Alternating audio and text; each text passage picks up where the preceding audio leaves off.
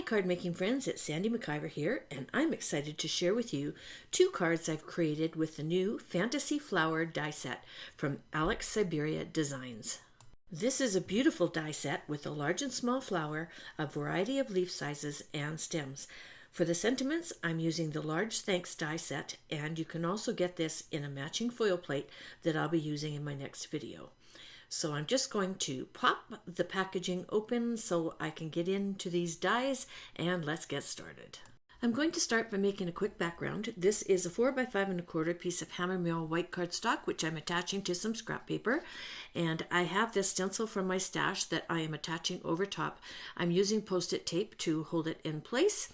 And I'm going to be using a blending brush and Simon Says Stamps Latte ink to add some watermark strips across my background. So I'm not going to spend a whole bunch of time on this, but you'll see that I just use a circular motion and add the ink all the way across each one of them.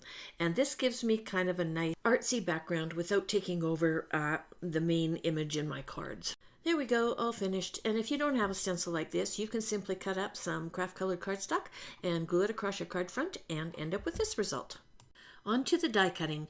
I have attached all of the leaves and stems to some black cardstock. I'm using the Spellbinder's Best Ever Craft Tape to do this, popping it into my die cutting machine and running it through. I like to go back and forth so I get good cuts each time, and I'm going to end up having to do this twice for both the cards, actually 3 times I think, because some of the leaves go one way and some go the other direction. As you can see, I've also cut out some flowers and some of the flower centers. I did those in black. And for the flowers for today's card, you need 1 large flower and 3 little ones.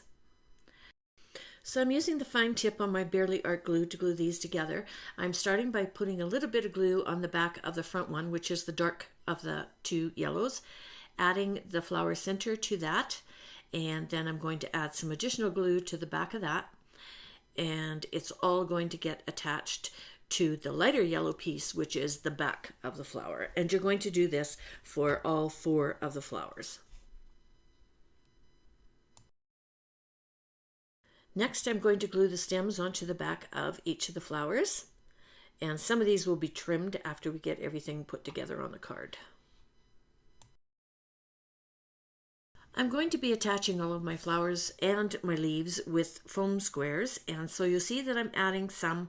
I usually put 3 on the back of the big flowers, 2 on the small flowers, sometimes 3. Then I'm peeling off the protective covers from the back, and I'm going to start positioning my flowers onto my card front.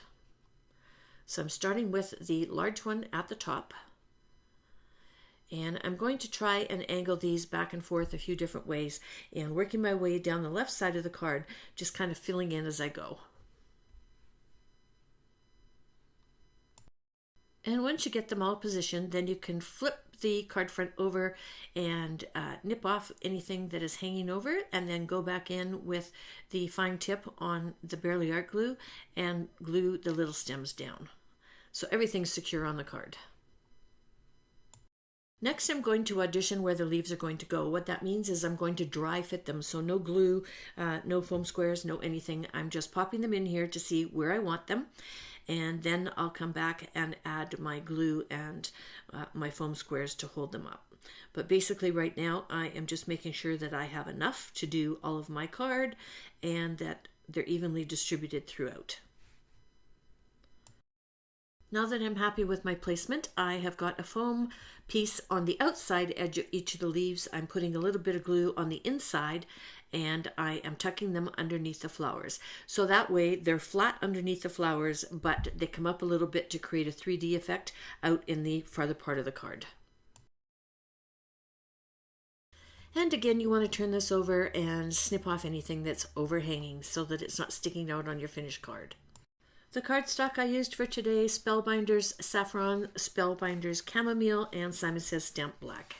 On to the sentiment. I have cut 3 of them out of black cardstock, and you notice sometimes when you cut that you get little fluffies along the edge. I like to take my craft knife and just go down the edge of each of the die cuts and get rid of any of those little fluffies and sticky on there. That gives me a nice smooth defined edge to my die cuts. Next, I'm going to stack these. So again, I'm using the fine tip on my Barely Art glue and adding a really, really thin line of the liquid glue so that I can attach each one of these over top of each other. I like doing this because it makes them a little bit more substantial on the front of your card because they're 3 thicknesses of cardstock, and I just find that it defines it a little bit more. Now it's time to put our card together. So I have a piece of Hammermill cardstock, white. It's 4 1/4 by 11, scored and folded at 5 1/2. And then I'm going to add some tear tape to the back of my art piece. This stuff is really, really nice and strong, so it's going to give you a nice professional looking finish by holding everything down nice and flat for you. And all you do is tape it down, as you can see, and then peel off the protective backing, and it will stick really well to your card front. So just pulling that down, making sure I've got everything going the right way. I am famous for putting card fronts on upside down. And giving everything a little push. I forgot to put the glue on that one leaf, and I forgot to take the protective cover off of the foam. So I'm just fixing that and popping that back in there. And there we go.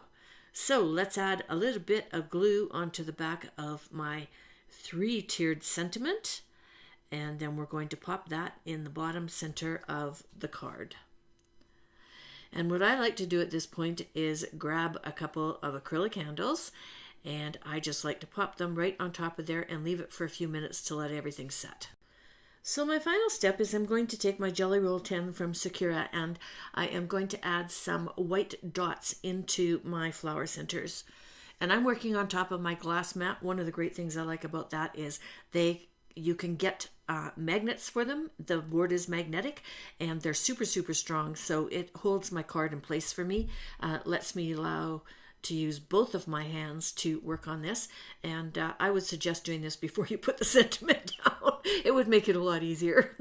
Okay, so card number 2 is very similar, other than the fact that I did not use the large flower. I used all small ones. I cut them out of colored cardstock, and then I used, here's the 3 colors. I've got basil cardstock in mono quartz, princess pink, and pink phlox. And I'm using the exact same dies as I did in the first one. Once I had the flowers cut out, I took a tiny, tiny little brush and I added ink to each one of the flowers. So I used taffy, sweets, and bubblegum. Light pink, medium pink, and dark pink. And I'm just showing you here how I use a really, really small blending brush and adding some detail to the bottom of the front piece and to the top of the back piece before I glue them together. And I did remember to put the white dots onto the black center before I glued this all down this time. Here are both of my finished cards. So very similar, but I showed you a couple of different ways that you can use the dies in this set to make these beautiful cards. Everything I've used today is listed underneath the video. There's also a link over to my blog where you can get free tutorials for both cards. And thank you so much for joining me today. If you enjoyed my video, please consider giving me a thumbs up. And until next time, toodles!